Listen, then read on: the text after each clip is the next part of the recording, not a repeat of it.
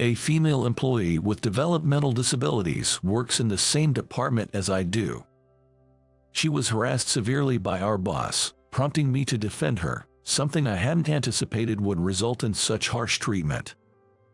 My name is John. I'm employed in the planning and sales department of a machinery manufacturing company. Emma. Hey, Emma. Oh, yes. What is it? After several attempts to capture her attention, a female employee responds. Her name is Emma, and she's my junior colleague. Emma, this is an important document, isn't it? It was left on the copier. Oh, sorry. Thank you. This exchange is just one of many today. Emma often makes the same mistakes for a reason. She has a developmental disorder and tends to forget things. This is why she frequently leaves documents behind, as she did this time. However, her focus on work surpasses anyone else's, and she has been a great help to us on multiple occasions. If you're carrying documents, it might be a good idea to keep them in your bag. Yes, I'll remember that. Emma is diligent and honest, so my colleagues and I often support her. Except for one person. Hey John, come here. A man calls out to me, irritation in his voice. It's Mr. Anderson, our department head. Visibly upset, he beckons me. I have a rough idea of why. You need to be stricter with Emma. It's your lenient training that's hindering her progress. But she has a disability. I attempt to reason with him, but Mr. Anderson insists on being hard on Emma. In fact, he holds a low opinion of women in the workplace. Women should just stay at home and take care of the house. Many female employees have left our department due to his attitude, which involves frequent harassment. The severe lectures and demeaning comments were excessive, often reducing many women to tears. With so many departures, you would expect an investigation into the department, but oddly, that has never happened. Now, Emma is his target. It infuriates me that she thinks having a disability gives her special privileges. What if I claim to have a disability? Could I then do whatever I please? I try to pacify Mr. Anderson, finding his remarks problematic. I'll take good care of her, so please be lenient this time. I managed to convince him and return to my seat. Of course, I hope Emma can be more mindful about forgetting things, but the most crucial improvement needed is in Mr. Anderson's attitude and mindset. Then, one day, an incident occurs. Emma misses a meeting with a key client. The client is highly displeased and considers canceling all future business with us. See, nothing good comes with her around. Mr. Anderson blames Emma, leaving her completely frightened. Emma, why did you miss the meeting? You usually note it in your schedule. But Mr. Anderson said he would attend instead and told me not to come. Upon hearing her words, I seek clarification. Apparently, Mr. Anderson had informed Emma a few days prior that her presence at the meeting was unnecessary. She was excluded because he disapproved of women being too assertive. Her schedule indeed reflects this. Mr. Anderson, weren't you supposed to attend today's meeting? I confronted him, showing him Emma's schedule. Apparently, he had forgotten about it himself, as his face turned pale. Please stop pushing your mistakes onto your subordinates. She just followed your instructions. I was fed up with everything that had happened and spoke out strongly. But the response I got was shocking. Even so, this can be used as an excuse to fire Emma. I can just say she made up those notes herself and twist the story however I want. What was this man even saying? Trying to save his own skin by making a subordinate take the blame. And for someone completely innocent, no less. I had reached my limit. Before I knew it, I had thrown the coffee from Mr. Anderson's desk onto him. What the hell are you doing? That's my line. Do you even realize what you're trying to do? Our commotion had by now caused a stir among the others. Having gone this far, there was no turning back. But I couldn't stand by and watch Emma be unjustly fired over such unfairness. I was prepared to lose my job as I confronted Mr. Anderson. "I'm the head of this department. Don't criticize my decisions. No, if you're wrong, I will speak up."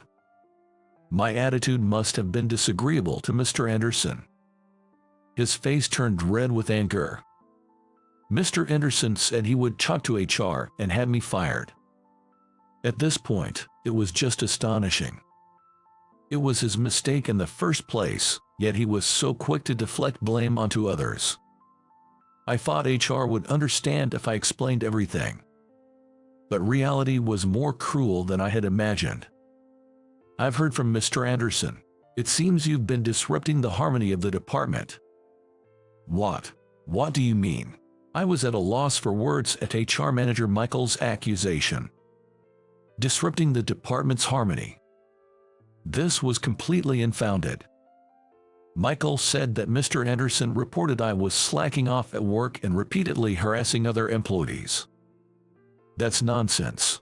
If you ask the other employees, they'll tell you.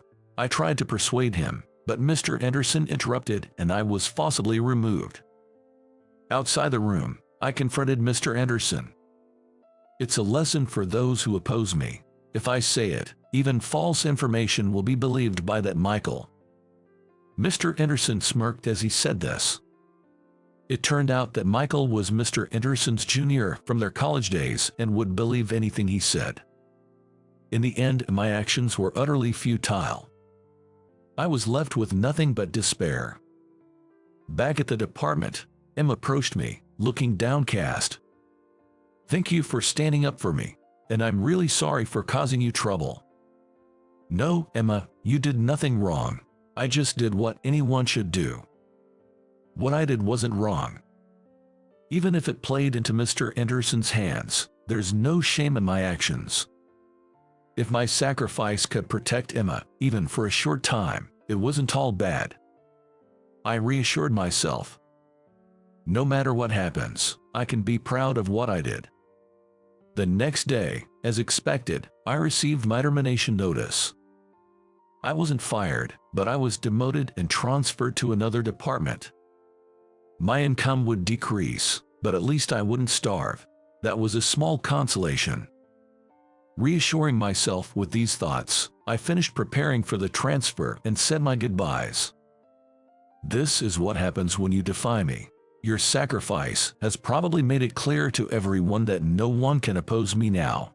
You did a good job for me. Mr. Anderson mocked me with a triumphant smirk. I briefly greeted him and left the place. Then, Emma chased after me. "John, it's because of me that you're being transferred, isn't it? It's not your fault. The problem was the other party."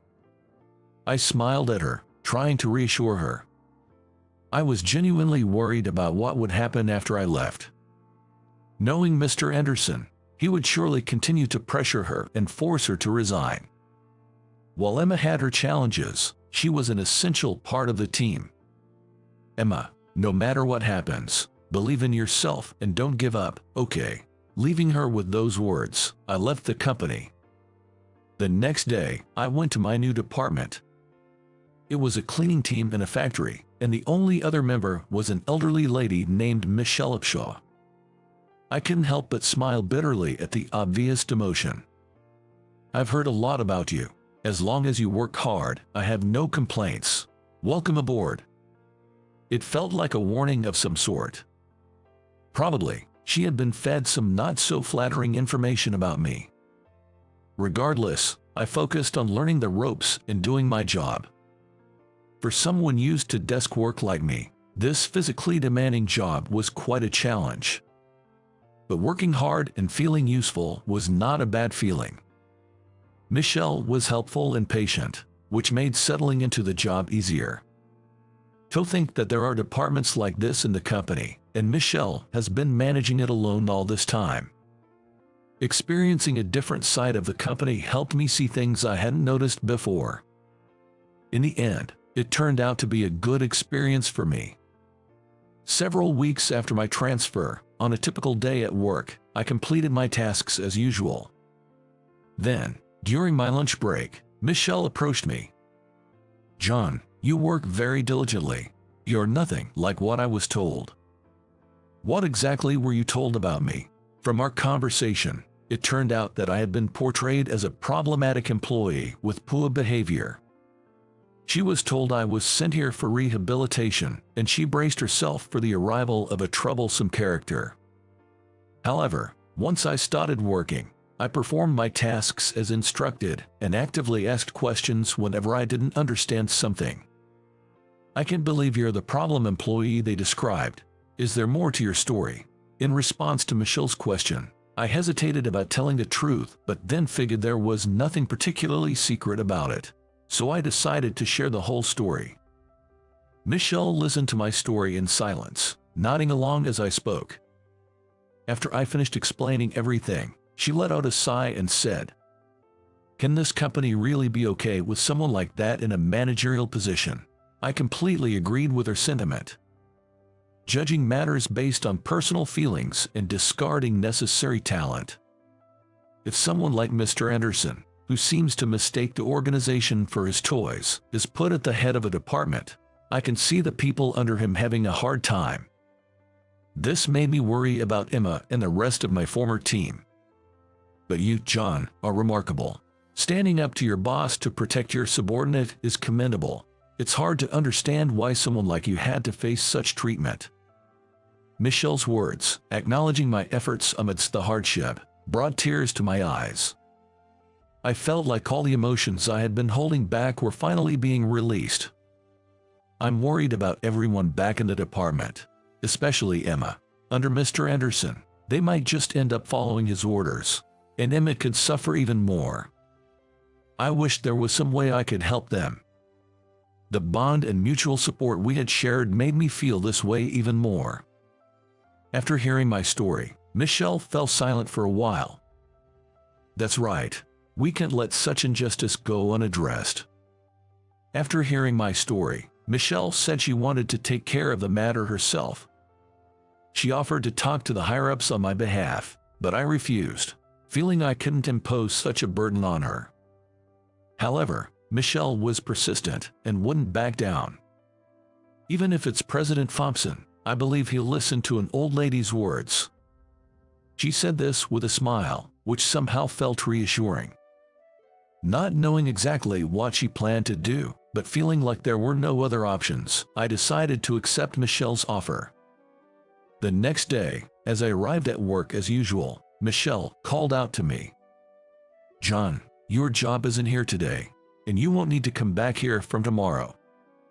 Confused, I asked her what she meant, and she just smiled and told me to go to the head office. Apparently, Mr. Thompson had personally issued an order for me to return to the planning and sales department. Could it be that Michelle? Just go on, and don't ever come back here, all right? She sent me off with a warm smile, and I thanked her before heading to the head office. "John, why are you here?" The first to approach me was Emma. Her exclamation drew the attention of other department members, who came over. When I announced that I had been reassigned back to this department, everyone was delighted. Of course, there was one exception. "Why are you here? You were demoted." Mr. Anderson, clearly surprised and upset by my return, approached me angrily. "You don't belong here. Get back to where you were sent."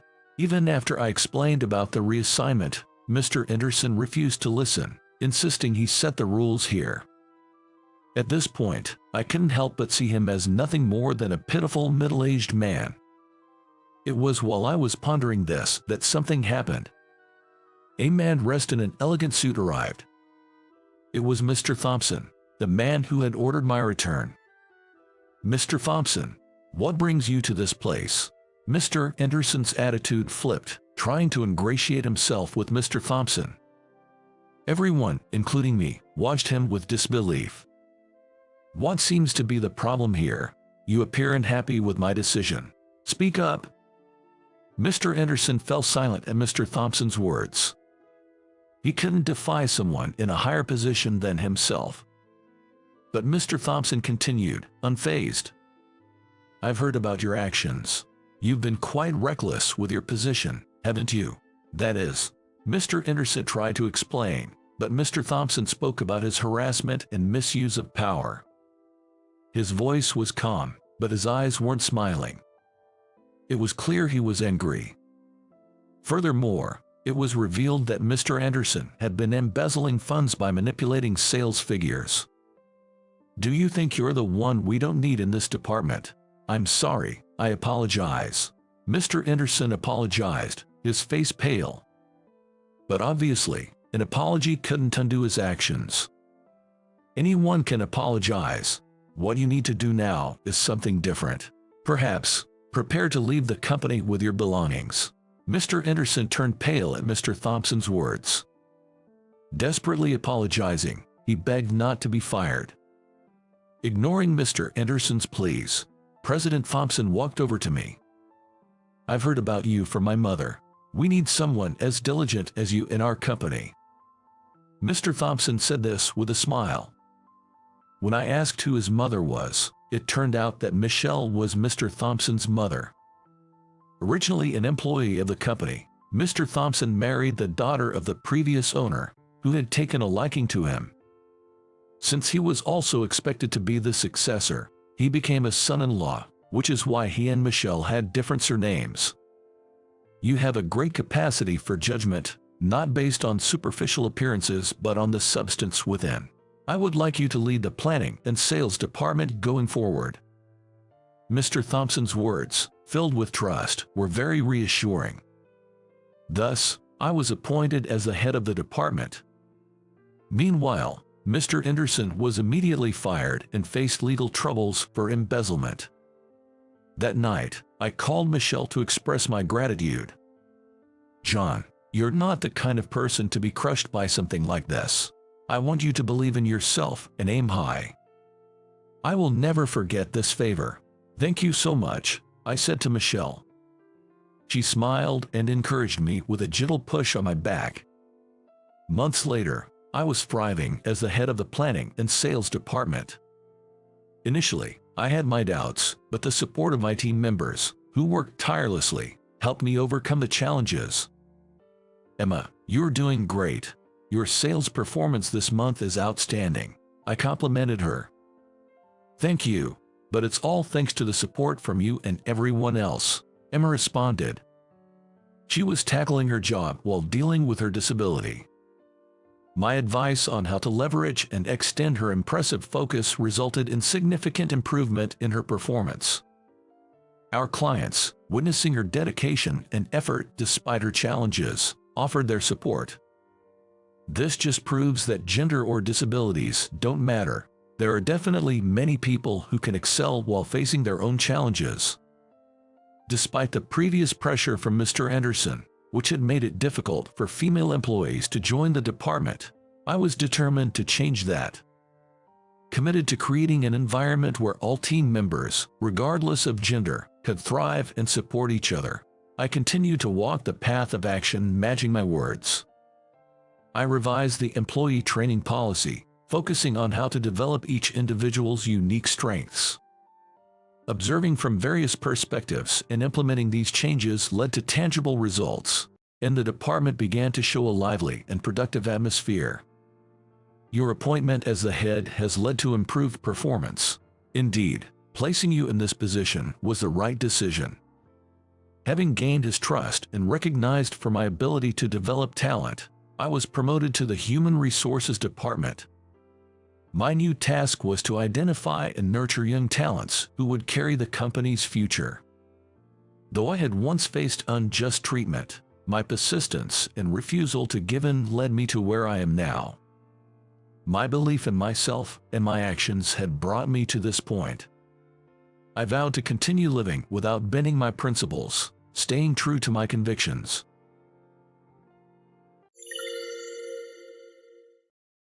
My name is Ethan. Actually, today I married the love of my life, and we officially became husband and wife. My wife's name is Sophia. Even when I turned 30, I had no desire to marry and vaguely felt that I might remain single for life. Sophia was the one who changed my heart in an instant. Today, I'd like to share an unbelievable story that Sophia told me. The story goes back 8 years. It was when Sophia was 20 years old.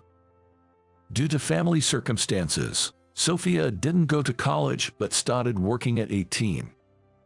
She worked as an office clerk at a general company. That's where she met Nathan, a man 1 year older than her.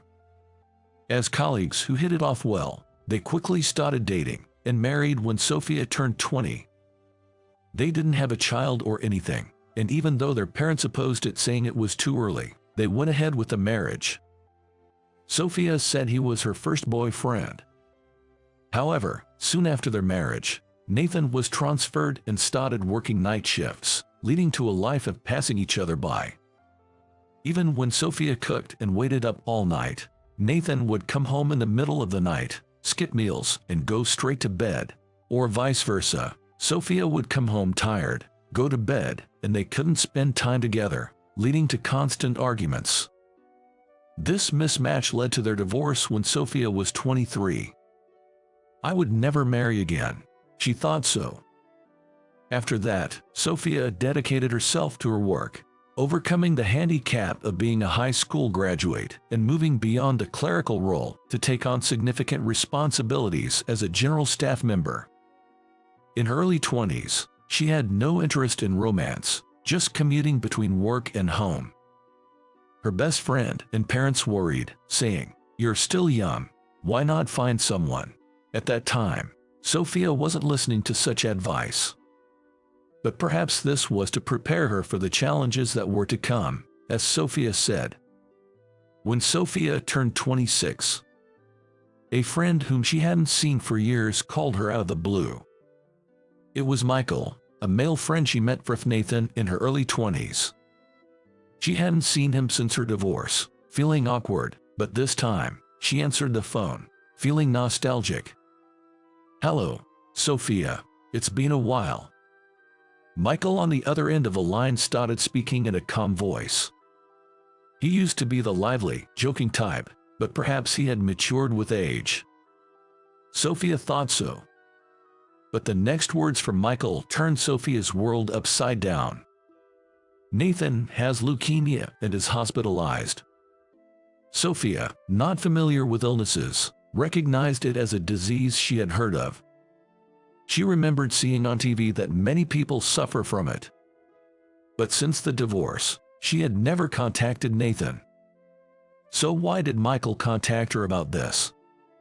"I know there's a lot going on, but I want you to go see him," Michael said. "But why now? I don't think Nathan would be happy to see me. We're divorced and it wasn't exactly a pleasant separation." The reason for their divorce was increasing arguments, and even Sophia herself didn't think it ended well. "That's not true. He still loves you, always has." Michael's words took Sophia by surprise. She lost her words. "We were young back then, said things we didn't mean, and ended up parting ways, but he's always regretted it. He told me never to tell you, but seeing him in such pain, I couldn't keep it to myself anymore." Michael said this and sent Sophia the hospital's address. After hanging up, Sophia was stunned and took a while to process everything. But she remembered, he was once a loved one, despite her current feelings being gone. Sophia thought if there was anything she could do, she should visit Nathan in the hospital.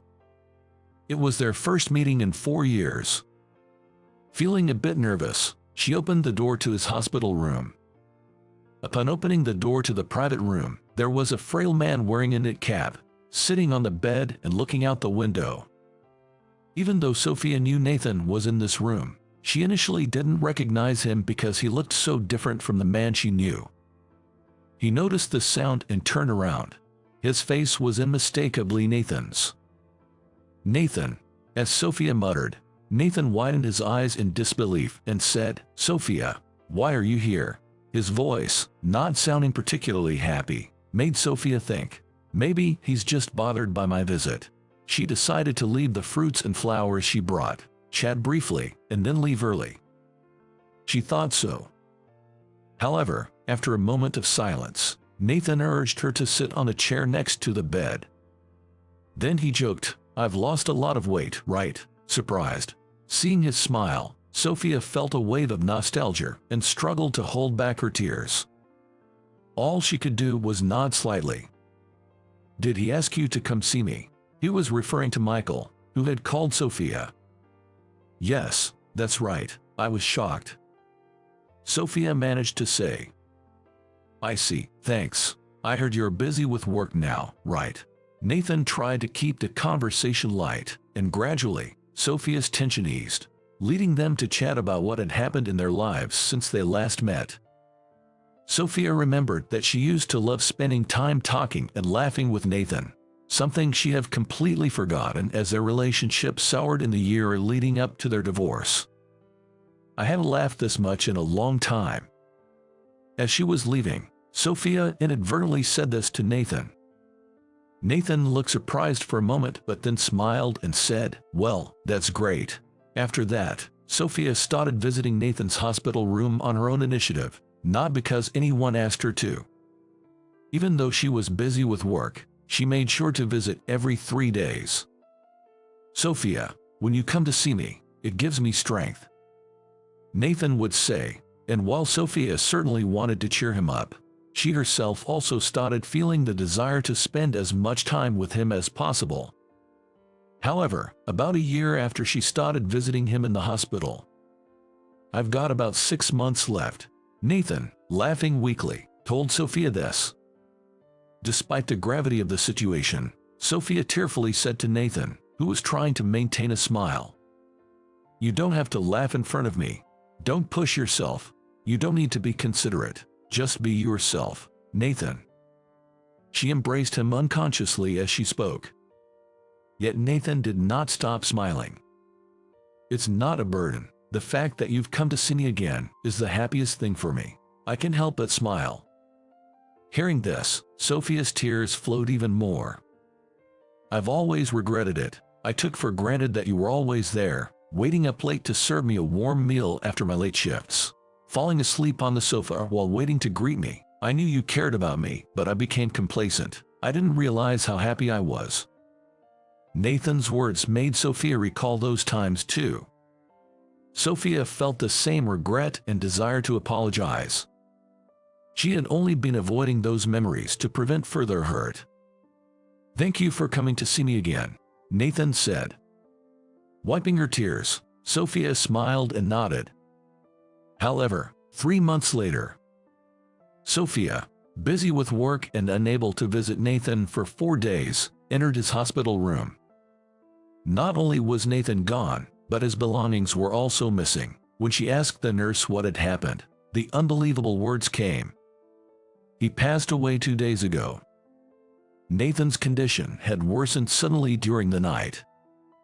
The nurses tried to contact Sophia, but Nathan's family, who had arrived earlier, said there was no need to contact someone who was divorced from him, and they refused to allow it. They took his body away soon after his passing. Sophia visited Nathan's parents' house, but after the divorce, they apparently moved away immediately, and they were not there anymore. It was completely impossible to get in touch with Nathan's parents. Sophia couldn't even spend Nathan's last moments with him, let alone see his body to say goodbye or visit his grave. A senior nurse who came later handed Sophia an envelope while she was breaking down in tears. The envelope was addressed to Sophia. It was unmistakably written in Nathan's handwriting. Inside was a letter to Sophia. "To Sophia, it's been a long time since I wrote a letter, maybe since our first anniversary when we were just 20. Nostalgic, but now's not the time for such memories. If you're reading this, I guess I'm already gone. It's pretty lonely, but thanks to you, Sophia, I've had a truly happy life. This is true. Honestly, until you came, I thought it was pretty unlucky to get sick so young. But if I hadn't gotten sick, I wouldn't have been able to meet you again, talk to you, or apologize. In a way, it was a good thing. I wish I could have spent more time with you, but that's not possible now. I just wanted to tell you this at the end. Thank you so much, Sophia. The time I spent with you before and after our marriage, and even after we met again following our divorce, was incredibly happy.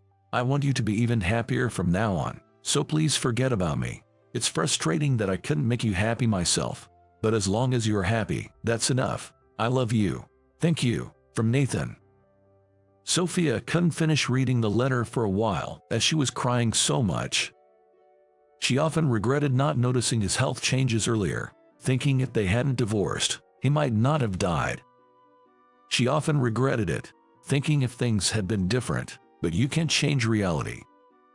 She kept the letter in her desk drawer and tried to live a normal life. That's when I met Sophia. My first impression of Sophia, whom I met as a client at work, was that she was a capable and considerate woman. "My name is Ethan. Nice to meet you." I said that and handed over my business card, just like I do with any other client. Sophia said. Wondering if I had said something strange, I asked, "Pardon?" But Sophia quickly regained her composure, introduced herself with a smile, and handed me her business card. I, being nearly 30 with some career experience, managed my work somehow, though I was never very efficient. I remember thinking how wonderful Sophia was for her meticulous care and attention. However, that was just my impression in a professional context. But that afternoon, by chance, I saw Sophia crying. It was in a vacant space between staircases where I often took breaks, a place I liked because you could see the sky from the window. As usual, when I went there, I found Sophia crying. "Are you okay?" I was surprised to see her crying, as she had been smiling and energetic just a moment ago. And I thought her tears were incredibly beautiful. It's weird, isn't it? I had never thought something like that before. "Oh, I'm sorry, I'm okay." Sophia, flustered, tried to leave the spot, but stumbled and fell. "I'm sorry, I didn't mean to startle you." I apologized and reached out to help her up. Surprised by my approach, Sophia said, "Thank you," but then she started crying again. "I'm sorry, just remembered some things." Despite having something so painful that made her want to cry, I admired how she could work so efficiently and keep a smile. At the same time, I felt an unfamiliar emotion welling up inside me. "I'll be going now. Thank you very much." As Sophia stood up and started to walk away, I realized I was saying something surprising even to myself. "Will you marry me?" I said to a woman I had just met that day. Sophia turned around with a very surprised look. "Of course." But I later learned that Sophia's surprise had another reason, one that I hadn't even imagined. In the end, she politely declined my sudden marriage proposal, saying, "Marrying all of a sudden is a bit much." But we started seeing each other as friends, and 6 months later, we began dating. And today, 1 year since we first met, we truly registered our marriage. It doesn't feel much like a honeymoon since we've been living together for months, huh? Sophia said, sitting opposite me at the dining table, and laughed. That's true. A few months ago, when I formally proposed, Sophia told me in detail about her past and about the first time we met. You might not believe it, but I think I knew we were going to meet even before I met. Sophia said that. What do you mean? I asked her, intrigued by the strange words that came from Sophia, who was not joking. The morning I was to meet you, I had a dream. My former husband appeared in it, looking a bit sad, but peaceful, and he said, "Today, you will have an important encounter. That person will surely make you happy." It was hard to believe, but I knew Sophia wasn't the kind of person to lie, and there was no need for her to fabricate such a story. So I believed her. I asked, "What do you mean?" many times, but my former husband wouldn't answer, but in the end, he only told me the person's name, and that name was mine. I myself found it hard to believe, and I didn't remember it vividly, but when I heard your name, I was so surprised. Yet, I was incredibly happy. That's why, even though I was at work, I couldn't stop crying and hid away to weep. Then, when you suddenly proposed to me, I was shocked, but I thought this connection was something I absolutely couldn't let go of. Sophia said this with a shy smile as she accepted my proposal. Sophia's beloved Nathan, who passed away at a younger age than me. I never met Nathan, but like him, I have an unchanging desire to see Sophia happy. I will definitely make Sophia happy in our life ahead. That's the only thing I can do for Nathan. And the only thing I can do for Sophia, who has carried such heavy burdens alone. I vow to never forget this as I build a happy home with Sophia.